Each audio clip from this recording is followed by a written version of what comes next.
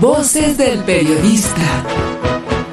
El Club de Periodistas de México, con su brazo asistencial, la Fundación Antonio Sáenz de Miera y Frietal, presenta Voces del Periodista. Conduce Celeste Sáenz de Miera. Comenzamos.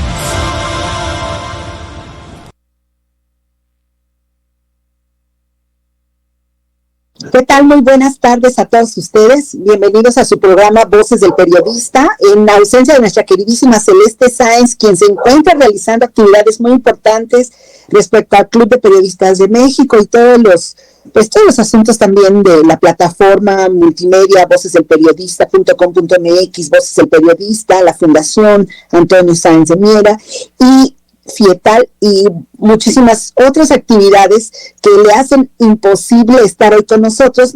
Pues bueno, en su lugar se encuentra el maestro don Rodolfo Sánchez Mena, Gerardo Castillejos y el doctor Rodolfo Ondarza Rovira, así como su servidora Cecilia Tapia, @solidaridad1000. Y pues bueno, hoy tenemos temas muy importantes que tenemos que platicar, pero yo creo que empezamos con Gerardo. ¿Estás de acuerdo? Quien nos va a platicar de quiénes son las voces que se oponen a la Tercera Guerra Mundial, y todos, pues, por supuesto, interesadísimos en el tema de la paz, de evitar la guerra. Gerardo, por favor, platícanos. Hola, Ceci, muchas gracias y buenas tardes a todos nuestros amigos y a mis compañeros aquí en el programa. Es un gusto siempre estar también acompañado. Bueno, tenemos que este viernes comienza la reunión de la OTAN en esta base que tienen en Ramstein, en Alemania, y bueno, pues están ya reuniéndose. De hecho, desde ayer empezaron a reunirse toda la plana mayor de la OTAN, ¿no? Estamos hablando de 30 secretarios de defensa, y están incluyendo ya a Finlandia y Suecia, que pues ellos no son de la OTAN, pero están tratando pues de que se incorporen rápidamente. Mientras están en ese proceso, Biden se reúne con el primer ministro holandés diciendo que sí van a mandar estos proyectiles Patriot para Ucrania. El general Marley, que es el Estado Mayor de los Estados Unidos, viaja a Polonia, se reúne con el jefe militar ucraniano, Zaluzhny, diciendo todo el arsenal que necesite Ucrania se lo vamos a dar.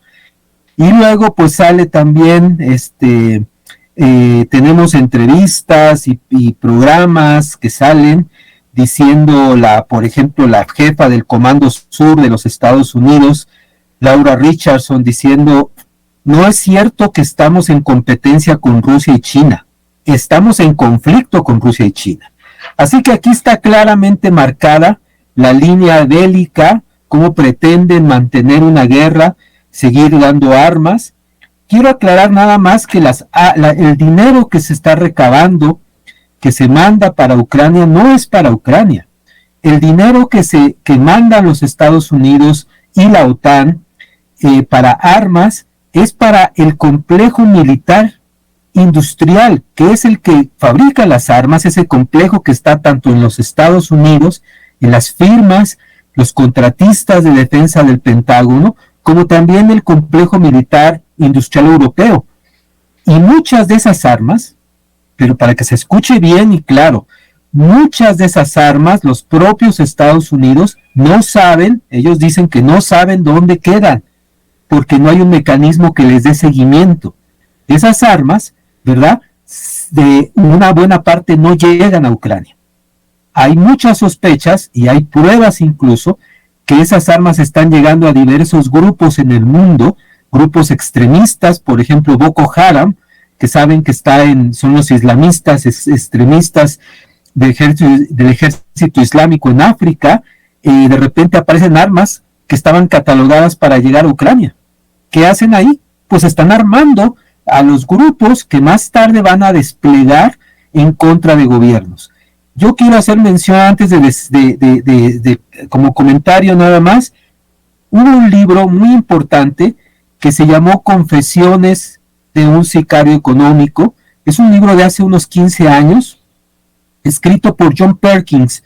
Perkins fue un empleado de las grandes contratistas de los Estados Unidos, una gran empresa que se dedicaba a hacer obras grandes de infraestructura, y Perkins pues tiene un arrepentimiento. Él se sale de todo este mafia y publica un libro que causó ámpula, donde él lo que dice esencialmente es: miren, seamos claros, los Estados Unidos usan la deuda de los países con ayuda del Fondo Monetario y obliga a los países a pagar a costillas de sus propios programas económicos. Y si no pagas, pues se te corta el crédito y se te lanzan operaciones militares y además se te dan golpes de Estado. Esa es la política exterior de Estados Unidos, dice. Eso está en el libro que se publicó y yo creo que vale la pena revisarlo. Ahora, ¿quiénes están? Lo que vemos en el mundo es una rebelión global contra la globalización.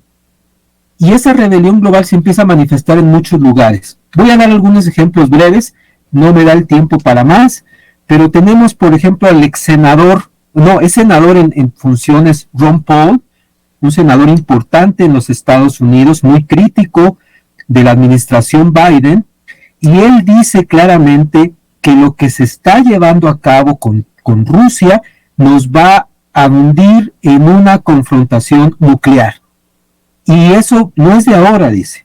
Desde que se inventó el famoso Russia Gate, se recordará que el Russia Gate fue estas acusaciones que después se demostraron falsas, que se decía que Rusia había intervenido a través de usar unos hackers que hackearon el sistema electoral estadounidense para favorecer a Trump.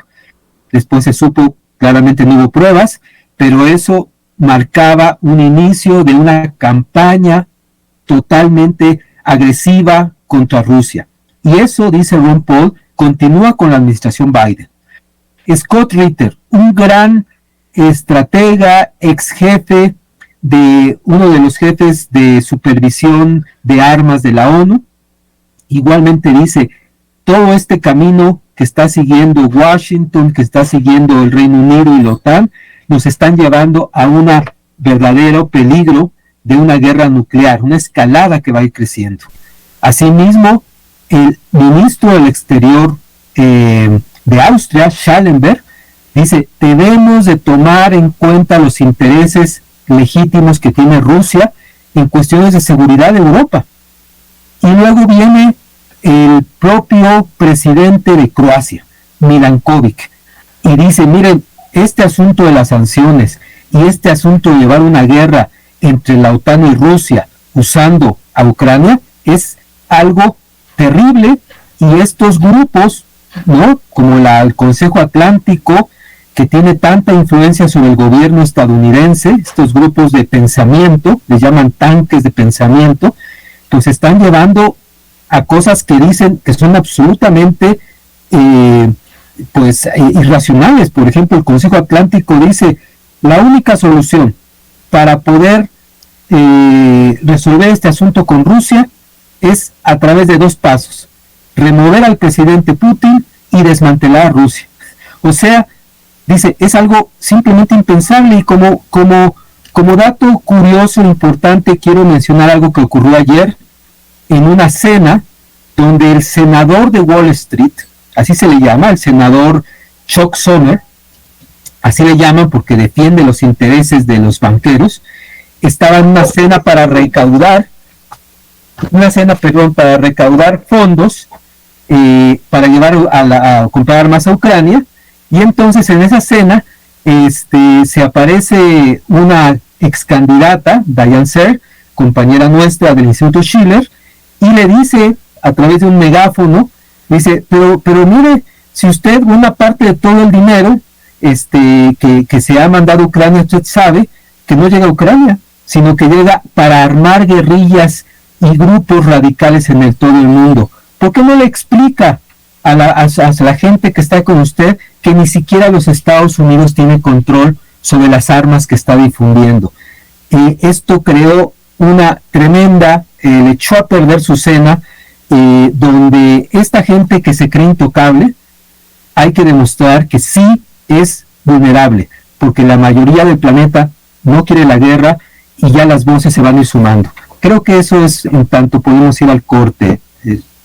Claro que sí, creo que bueno, efectivamente yo creo que es aquí donde tienen que empezar a manejarse el pueblo, la gente a pie, las masas, como dices tú, la única manera de hacer ver vulnerables a los líderes es de esa manera. Y pues bueno, efectivamente vamos a un corte, queridos maestros, y regresamos.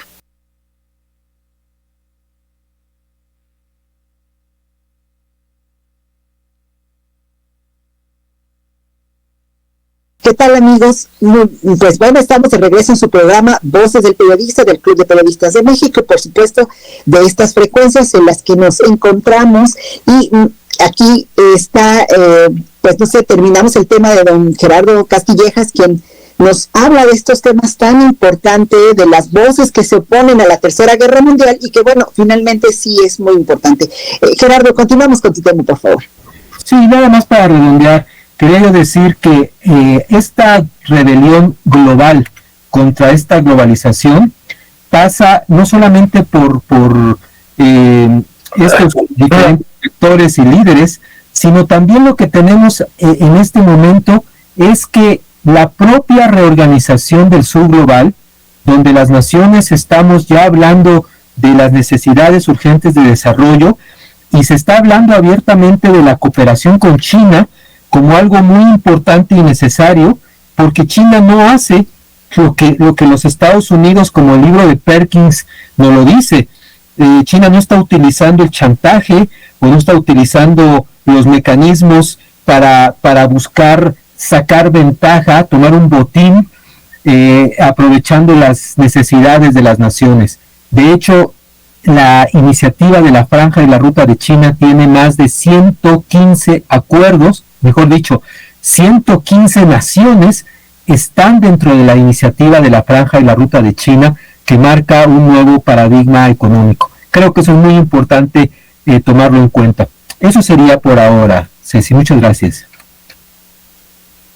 Claro que sí, pues bueno, es muy interesante para ir entendiendo cómo se están dando las cosas, pero bueno, el maestro don Rodolfo Sánchez Mena, quien siempre trae temas también súper interesantes del mundo, de la geopolítica, de la geoestrategia, hoy nos va a platicar un poco de lo que está sucediendo en Perú, pero mucho de esto que no se ve también en las redes sociales. Maestro, por favor. ¿Cómo no, Ceci? Bueno, pues veremos parte del conflicto que se está dando en Perú, ¿sí? Para nuestros radioescuchas, el golpe de Estado en Perú tiene que ver con el papel que juega la minería en la guerra energética, la disputa que hay por quienes controlan la energía en el mundo y que pues esto sin lugar a dudas pues es uno de los pilares más importantes del conflicto que se está presentando a nivel global, de quienes finalmente logran controlar lo que llaman el cambio energético hacia las llamadas energías verdes, que como todos sabemos a estas alturas no son tan limpias ni están al alcance de la mayoría de los pueblos del mundo. Se trata de una variante de dominio que va tras de toda esta escalada de propaganda tras el cambio climático. ¿Sí? Aquí no es un problema de creencias, de que yo sí creo en que hay un cambio climático en el mundo y que hay que salvar al mundo, ¿sí? Hay toda una propaganda, todo un paquete de propaganda para vendernos las llamadas energías limpias. Y por ejemplo, así a simple vista, eso es lo que nos pide el primer ministro de Canadá, ¿sí? Que nosotros adoptemos las energías limpias para que ellos inviertan en nuestro país y generen nuevas industrias. ¿Por qué hablamos de Perú? Bueno, porque en este momento, Ceci Tapia, la movilización del Estado profundo, sí, ya llegó a la capital de Lima, de Perú. ¿Y qué piden toda esta movilización del Estado profundo? Pues lo que están pidiendo sencillamente es la renuncia de la golpista.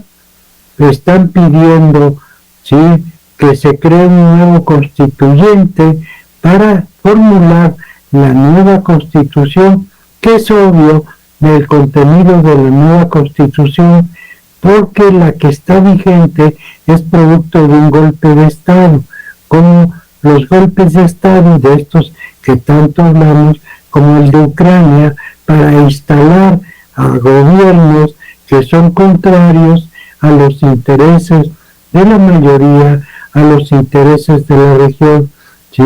Y bueno, pues entonces ahí lo que está en juego definitivamente es que está parada la producción minera.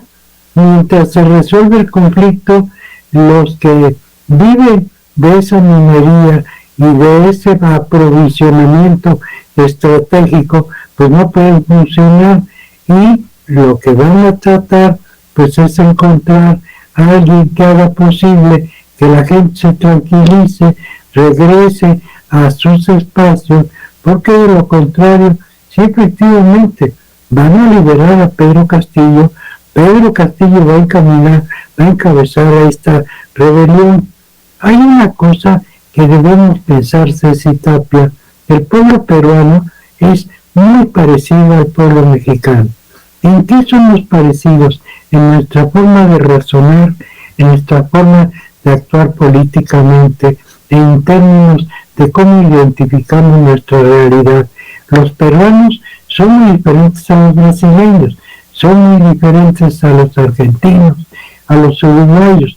Un pueblo hermano nuestro en América Latina efectivamente son los peruanos. Y su razonamiento desde sociólogo como Carlos Mariátegui y sus tesis sobre la situación de América Latina son muy similares a lo que los teóricos de México han trabajado y han planteado como la vía para enfrentar tanto al imperio como desarrollarnos en nuestros países. Estando encima, ya está todo el Perú alzado, el Estado profundo se encuentra en la capital. Va a ser muy difícil que se regresen con las manos vacías de lo que están pidiendo, que se vaya la señora, que haya elecciones inmediatas, ¿sí? Y que se cree un constituyente, y sobre todo que se libere a Pedro Castillo. Esto que estamos viendo, Ceci, es muy importante, porque se decía que Pedro Castillo no tenía una base social, que no tenía un proyecto político de sustento. Ahí está. ¿Quiénes han movilizado de todas las regiones a estos habitantes, que inclusive los despiden sus familiares con lágrimas porque creen que van a ser objeto de una represión violenta, ¿sí? Que les van a echar encima el ejército? Pero esto va a hacerse muy difícil y va a generar un mayor conflicto en el sur del continente, y las repercusiones que va a tener van a traspasar la frontera de México. Y como vemos, en buena medida, Ceci Tapia, de eso estoy convencido, ¿sí? El conflicto real está dentro de los Estados Unidos, está en el Pentágono, no está en Ucrania. ¿Y cómo se va a dilucidar lo que se está tratando de resolver ahí? ¿Sí? Es muy importante. Para un solo ejemplo, antes de concluir mi comentario, Ceci, mire, le quiero adelantar la situación que hay en los Estados Unidos, y que es un tema del mayor interés estratégico, que es el agotamiento del gas shale, del petróleo, del fracking, porque con esto desde hace más de una década han logrado controlar geopolíticamente el mercado y geoestratégicamente todos los conflictos. Pero como ya vimos, perdieron la guerra del Medio Oriente. Israel no está en una buena posición, pero la situación del fracking va a dejar colgados de la brocha a los europeos, porque ¿quién les va a abastecer? Y entonces se fortalece la OPEP, se fortalece Rusia, y los compradores como China, como India, ya no van a depender de las presiones y de las manipulaciones que está haciendo los Estados Unidos, confrontados también este gobierno demócrata con Biden. Es muy complejo, pero el tema central es que el agotamiento del fracking ya está llegando a un límite afectado por el problema de la mano de obra y los costos del capital por el proyecto de lucha contra la inflación de Biden, que también en Europa les está afectando terriblemente. Pero ya vamos a paso por paso explicar esta situación de que el problema está dentro de los Estados Unidos y todo lo que hacen fuera es para mantener su hegemonía. Pues sí, maestro, muy todo lo que está sucediendo en Estados Unidos y también lo que comenta de Perú, y sobre todo porque en este tema pocos medios lo han hablado, maestro, y resulta que las organizaciones sociales e indígenas continúan saliendo a la calle. Ya es un tema que la comunidad internacional pues sigue hablando, pero pues bueno, si ven TikTok y algunas redes que hacen transmisión en vivo, se van a dar cuenta de lo que está pasando en las calles de Perú, maestro, que es verdaderamente grave. Y bueno, pues, ¿qué les parece si vamos al siguiente corte y continuamos?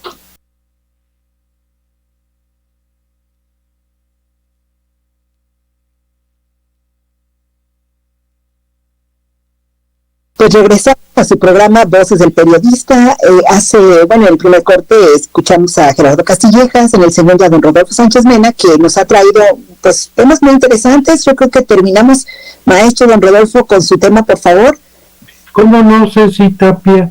Pues mire, lo que quisiera agregar a la situación que vive Perú es la participación de uno de los hombres más ricos de México, el segundo, el señor Germán Larrea Mota, que es, entre otras cosas, quien se apoderó en la época de Carlos Salinas de Cananea, la famosa empresa de producción de cobre, y que juega un papel muy importante para el desarrollo de la energía y que le ha servido a él para convertirse en uno de los hombres más poderosos, porque forma parte del Estado Profundo mexicano, y en Perú tiene una buena cantidad de inversiones allá. ¿Por qué saco el tema de Germán Larrea? Porque forman parte de una cadena de poder, ¿sí?, en donde culmina ahora con el apoyo del presidente López Obrador para comprar Banamex. Va a entrar ahora Germán Larrea al terreno financiero, y en este fortalecimiento de la oligarquía en América Latina, de esta cúpula tan poderosa de poder, que nos hace ver cómo se va a ir generando un mayor conflicto en la medida en que se retraigan todas las empresas, como las están concentrando en los Estados Unidos y en la región de América del Norte, y esto va a hacer que los países que se quedan desprovistos de las cadenas de producción y de la industria entren en conflicto como Perú. Vamos a verlo, Celeste. Ceci Tapia, con mucho gusto. Sí, maestro, gracias. Y pues bueno, hay un tema, maestro, que también creo que hemos dejado un poquito, ya para entrar al siguiente tema. Durante varios periodos de este sexenio se ha hablado acerca de la federalización del sistema de salud, las compras consolidadas, que había sido como un tema muy, muy delicado, e inclusive la llegada de los médicos cubanos, que tanto ruido hizo en las redes, mucho en temas que inclusive no eran reales. Entonces, bueno, pues ojalá que nuestro querido doctor Rodolfo Ondarza Rovira nos pueda dar seguimiento a estos temas tan importantes y tan valiosos para México, maestro. Doctor, por favor.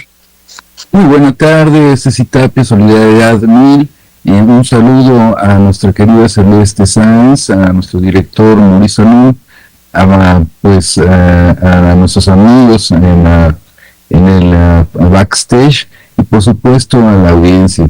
Efectivamente, abonando, si me permites, a lo que he dicho anteriormente, pues la situación estratégica económica de China es inmensa, es innegable, ¿no?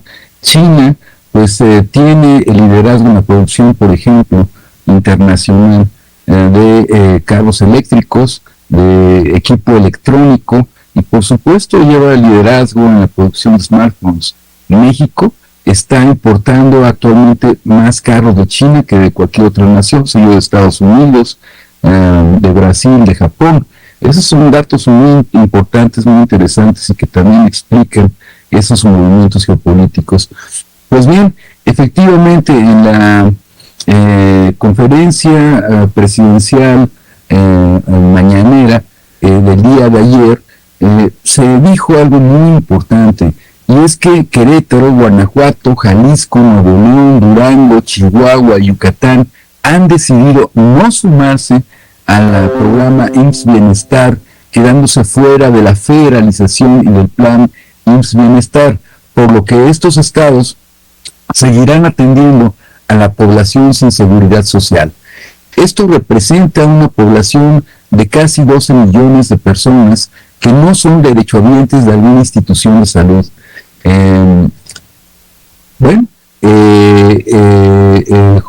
Zoe Robledo, quien es el director general del Instituto Mexicano del Seguro Social, durante esta conferencia menciona que a los estados que decidieron quedarse fuera de la federalización y de este plan IMSS Bienestar se les transferirán sus participaciones como corresponde a ley. La federalización del sistema de salud a nivel nacional, IMSS Bienestar, enfocada al primer trimestre, al primer nivel de atención, que es el de promoción y prevención a la salud, ha sido abandonado a la iniciativa privada en sexenios anteriores,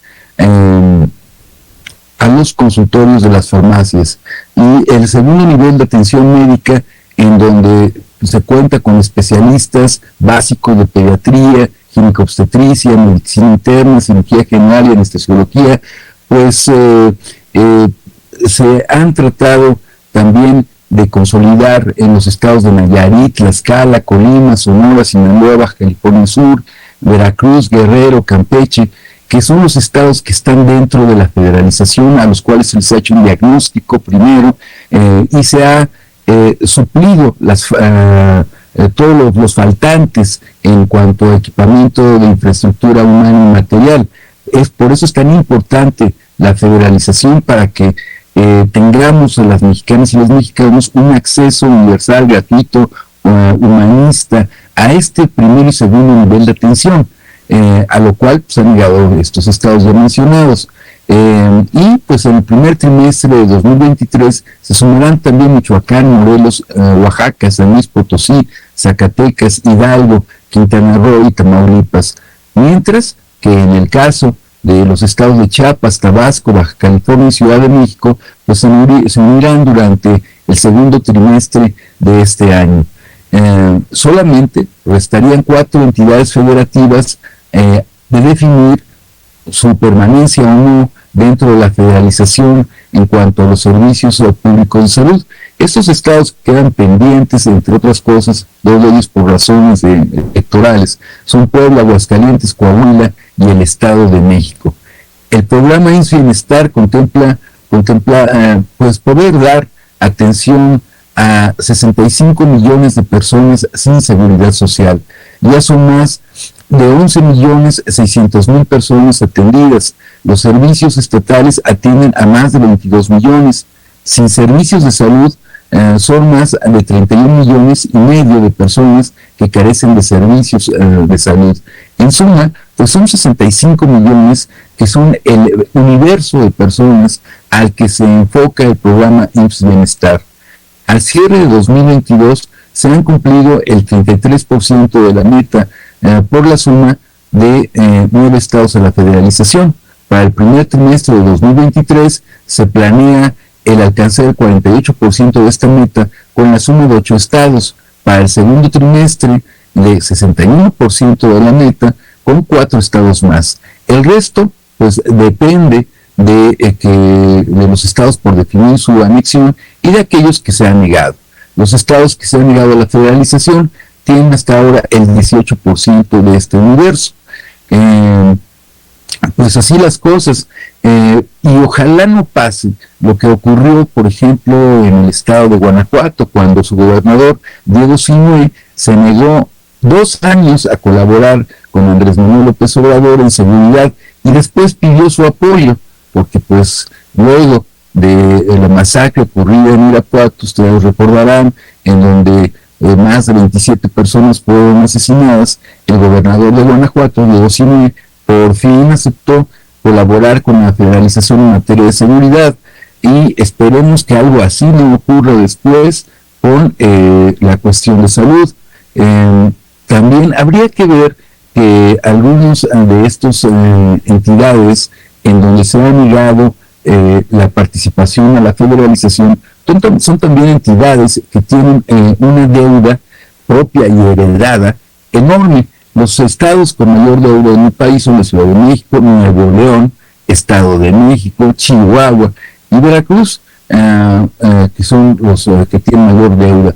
Aunque, pues, bueno, la deuda en la Ciudad de México ha ido disminuyendo, no aumentando. 4 de los 5 municipios con más deuda en el país están también gobernados por Movimiento Ciudadano. Son Hermosillo, Guadalajara, Zapopan y Monterrey, que pues tienen pasivos superiores a los 1,000 millones de pesos. También Zoe Robledo informó de la llegada de 124 especialistas cubanos para el 27 de enero, geriatras, psiquiatras, alergólogos, médicos internistas, cardiólogos, dermatólogos, gastroenterólogos, entre otros, que se suman a los 490 cubanos que ya están trabajando. Se prevé llegar a una cantidad de 610 colegas que van a estar trabajando como médicos cubanos en poblaciones donde no hay especialistas y que ayudarán en este tenor. Por otro lado, también se ha realizado la convocatoria este mes de enero para médicos de primer contacto y enfermería mexicanos, recibiéndose 18,483 solicitudes, con lo cual pues se complementa un 98% de las vacantes para 6 estados de la República Mexicana. Zoe Robledo también informó sobre las compras consolidadas de equipo médico por 2,092 millones de pesos, con la adquisición de más de 34,000 piezas de equipamiento, como lo son camas clínicas, ventiladores, carros rojos, equipos de monitoreo, unidades de otorrino, de oftalmología, ultrasonógrafos, microscopios para oftalmología, unidades radiológicas, con un avance ya en la entrega de estos equipos del 70%, prometiendo que en 2 semanas más se cumplirá con la entrega del 100% del equipo. Por otro lado, en esta conferencia, nuestro subsecretario Hugo López-Gatell afirmó que en las últimas 12 semanas han ido en aumento los casos de contagio en México debido a la pandemia, con un leve aumento en los casos de hospitalización de un 8% y una ocupación de 3% de las camas de terapia intensiva. Con también un discreto aumento en los casos de defunción, lo cual es reflejo, dijo, de la inmunidad a la población a través de la vacunación. ¿Es cuánto, Ceci? Muchas gracias, doctor. Pues yo creo que este tema es muy interesante, ya no solamente en todos estos aspectos económicos, sino también en el tema de los médicos que tanta crítica ha despertado, cuando sabemos que en partes muy remotas de la República Mexicana no solamente no hay un especialista, no hay un médico, y muchas veces, bueno, porque es una idea, el tema de las ciudades que son más importantes que el resto del país, o el desconocimiento de la verdadera república, de los estados, de los lugares más recónditos, que no hay médicos. Entonces, bueno, pues yo creo que es un tema muy interesante, doctor. Muchas gracias, y ya se nos acabó este corte. ¿Qué les parece? Nos vamos a unos comerciales y regresamos.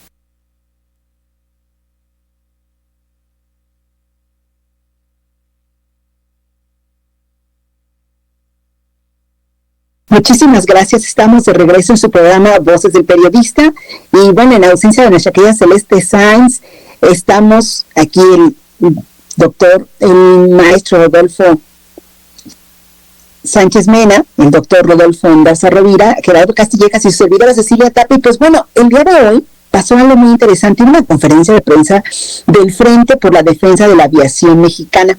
Esta defensa fue creada en 2015 y inclusive en el programa lo tratamos varias veces en aquella época, y lo queremos recordar porque había unas negociaciones y unos convenios bilaterales en los cuales no se ratificaron, porque, bueno, primero, México es muy pequeño respecto a un convenio bilateral con Estados Unidos. No se ratifica porque pues Estados Unidos no quería no quería ratificar el hecho de que las aerolíneas mexicanas pudieran hacer acuerdos con las aerolíneas extranjeras, como ellos ya tenían anteriormente, bueno, con otros países, este tipo de convenios. Bueno, finalmente se buscó al secretario de Comunicaciones y Transportes, buscando todas estas rutas México-Estados Unidos, y eso fue uno de los últimos informes de la aeronáutica civil de entonces que estuvieron platicando. Pero respecto a eso, el día de hoy se reúnen porque se está hablando del cabotaje, y entonces ellos quieren hacer una movilización, y de hecho su lema, que es muy interesante y muy importante, dice: los cielos, y bueno, así los cielos de México para los mexicanos. Y el tema pues es muy delicado. Ellos están en contra del cabotaje, e inclusive que se entreguen estos espacios a empresas extranjeras. Obviamente lo que se está buscando, pero yo creo que sí se tiene que buscar a todas las asociaciones, las casas de los pilotos, las sobrecargos, estas asociaciones sindicales, los colegios, los colegios de pilotos de comerciales y de todo tipo, para que ellos puedan explicar, porque de hecho pues ellos son los que están principalmente interesados, en el tema de lo que está sucediendo en los aeropuertos y en el aire, por supuesto, de nuestro país. Y entonces ellos dicen: no podemos aceptar un cabotaje porque miles de familias dependen de la industria, y entonces sería entregar parte de los cielos. Y lo que ellos dicen, pero que es muy interesante, dicen, no solamente es crear más espacios en el cielo, sino es buscar que haya más personas que utilicen los vuelos. Y esto es respecto, por supuesto, al AIFA, para darle mayor movilidad.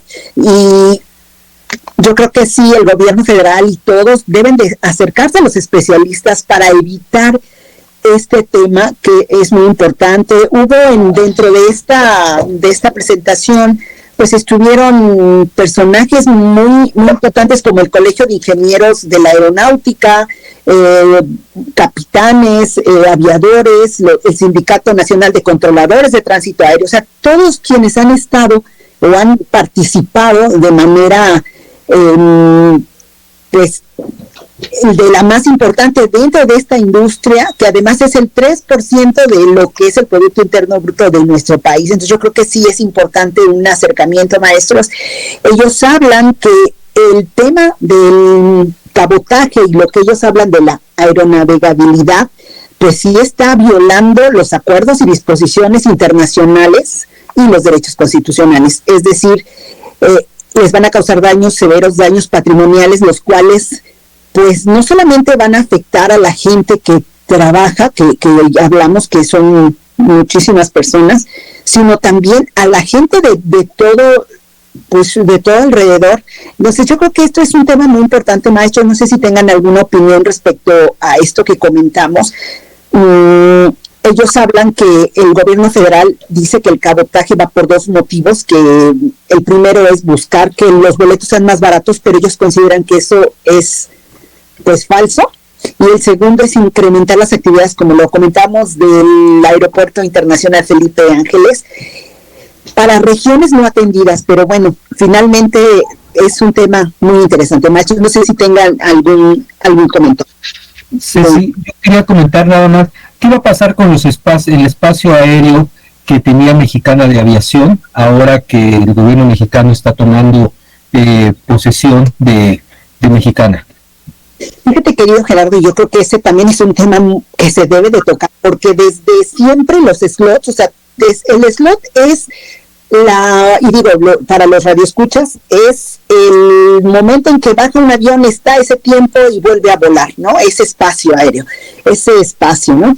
Entonces siempre se utilizaron, o sea, desde el día 1 que cerró Mexicana de Aviación, se repartió, y yo creo que ahí también tienen que darnos cuentas, porque ese dinero nunca llegó a los trabajadores de Mexicana de Aviación que estuvieron y que están en huelga, y que a muchos no recibieron su pensión y sus jubilaciones, sus prestaciones, sueldos caídos, etcétera, etcétera, etcétera. Entonces, ese tema, Gerardo, sí tenemos que darle seguimiento.